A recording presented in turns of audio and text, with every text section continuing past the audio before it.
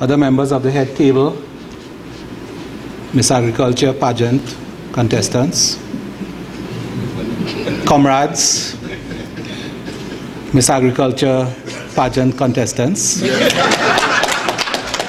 ladies and gentlemen, members of the media, comrades, and contestants of the Miss Agriculture pageant.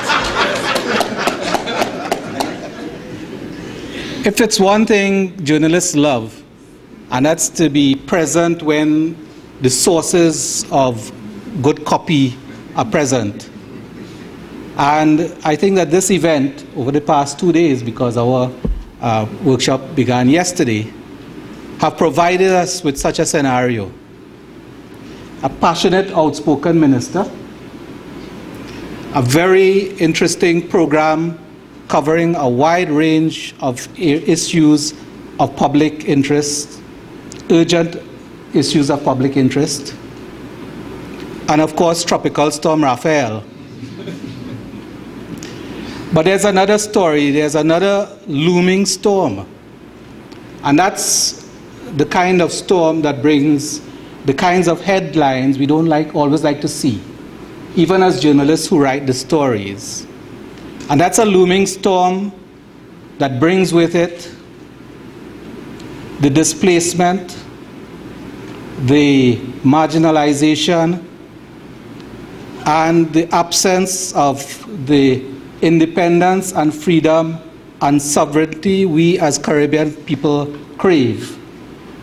All of that, if we miss the boat on food and nutrition security and the broader question of food sovereignty. The ACM was formed 10 years ago as an organization to promote press freedom, to network journalists throughout the wider Caribbean. In fact, our membership of over 200 journalists spans the entire Caribbean basin, starting with Belize, going right down to Suriname, and also to network journalists in a manner in which there would be much deeper collaboration on all of these issues that have an impact on our fate as a region. So there is a very strong development agenda associated with the mandate of the Association of Caribbean Media Workers.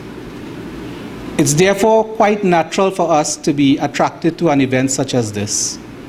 And we are very happy that we have been able to collaborate with our regional partners, ICA and CADI, and with the international support community in the form of the CTA, and certainly with the national governments that have supported this event over the past 3 years, and even before that, because Dr. Chesney would remember that back in 2006, I think the first seeds of this kind of collaboration were planted. And it found, in my view, very fertile ground in the Caribbean media community. Very much maligned community, of course, where the accusation really is that we appear to be more concerned with what's considered to be the bad news.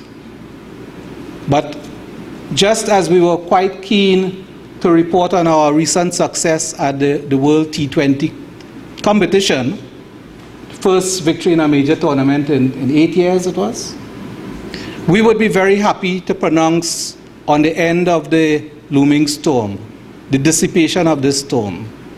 And we have undertaken to be a part of the solution. And being a part of the solution, not by being the public relations arm of any particular institution or government or individual, but by lending a critical and skeptical eye to everything that's done with respect to this very serious challenge that we face in the Caribbean. In this regard, I would say that you have the assurance from the ACM and our growing base of membership throughout the Caribbean that we will continue to keep an eye on this subject as it develops.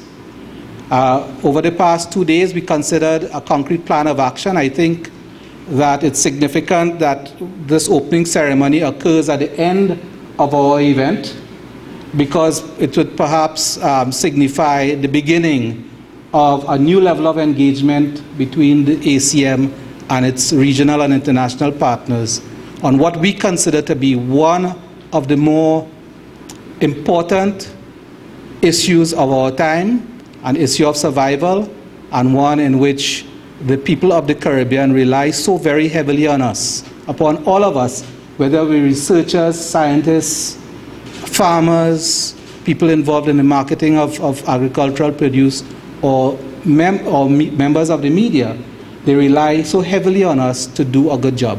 And I think that this collaboration will assist in taking all of us at least one small step forward, so that we don't later in our survival have to confront what it really is a very serious and huge looming storm. Thank you very much, and good night, everyone.